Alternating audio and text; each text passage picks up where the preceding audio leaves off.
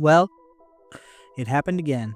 The Leafs suckered us all in. They made us think that maybe this was going to be the year that Charlie Brown finally kicked the football, only for Lucy to pull it out at the last possible minute.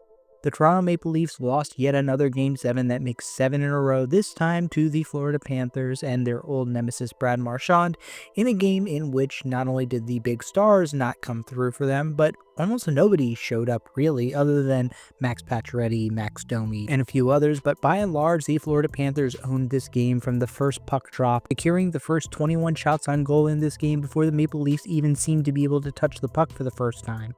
The Leafs kept it even in the first period thanks in no small part to the heroics of Joseph Woll, but in the second period, everything went downhill. 3 goals in under 7 minutes scored by the Florida Panthers, each one seeming to be more of a dagger than the last. The Leafs looked absolutely out of sorts. Mitch Marner was yelling at people on the bench to wake the fuck up, a sentiment that I'm sure is going over extremely well with Toronto fans, and the team was booed off the ice at the end of the second period, down 3 goals. And to me, that seemed to be the ultimate boiling point for the Toronto Maple Leafs fan base. Yes, the Maple Leafs came out, scored a goal early in the third period to cut the lead to 2, but they almost immediately gave up another goal to the Florida Panthers to put the lead back to 3. Florida added another goal to make it 5-1, and then Brad Marchand, of course, who else, putting the dagger in the hearts of the Toronto Maple Leafs fans with an empty netter to make it 6-1 as the final. And that third period is when that boiling point hit, when Toronto fans went from being disgusted to enraged to just a bunch of feral animals. Jerseys were thrown on the ice in the middle of the game, beers thrown onto the bench, booze raining nonstop, and fans leaving in droves before the game was even over. And I know hockey fans across the board are mocking the Toronto Maple Leafs fans for these actions, deservedly so, because they should be able to act like they've been there before.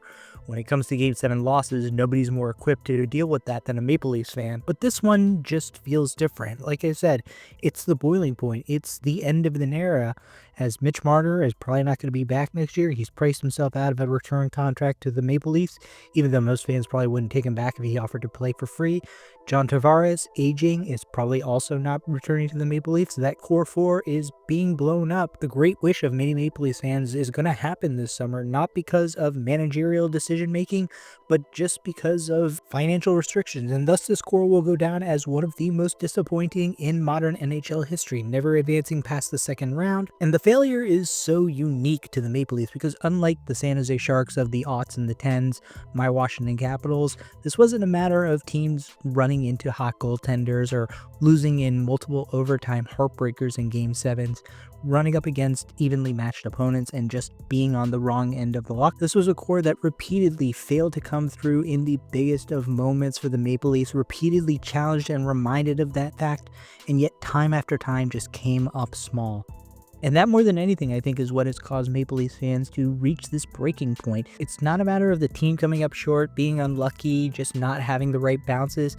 It's a matter of the team just not having it, just the core players repeatedly having the chance to change their legacy and repeatedly reinforcing the same old narrative. That fact is what's going to make it so impossible for any Maple Leafs fans to come back next year with any sort of belief and enthusiasm. Regardless of how they retooled the roster, it's not a matter of this team being cursed or unlucky or snake-bitten. It's the core players just not having the clutch gene, so to speak. And while I could tell Leafs fans that failure is not certain and that even the lowliest of teams, including my Capitals, can come back from break after heartbreak and finally slay the dragon, it would fall on deaf ears, and I understand that from Maple Leafs fans. This franchise, this fan base has been broken by this loss, and I don't know how or if it can be fixed.